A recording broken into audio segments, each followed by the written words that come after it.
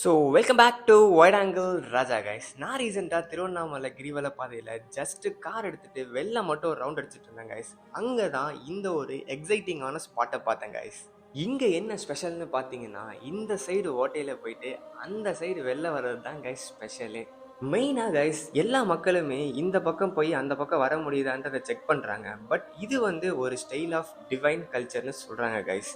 அதுக்கப்புறம் என் ஃப்ரெண்டு குண்டா இருக்கனால கரெக்டாக வர முடியல கைஸ். கொஞ்சம் கஷ்டப்பட்டு உருண்டு பிறண்டு தான் கைஸ் திணறி பட் வெளில வந்துட்டாங்க கைஸ் மாசா. அதுக்கப்புறம் ஃபிட்டான ஒரு ஆளும் ட்ரை பண்ணார் கைஸ். அவராலையும் லைட்டாக ஃபிட்டாக இருக்கனால முடியல. பட் ஒண்டர்ஃபுல் எக்ஸ்பீரியன்ஸாக இருந்தது கைஸ் 3 பேர்த்துக்கும். ஸோ ஃபைனலாக வெளில அப்படியே சாமி கும்பிட்டு அங்கே இருக்கிற ஸ்ட்ரீட்ஸ் எக்ஸ்ப்ளோர் பண்ணோம்.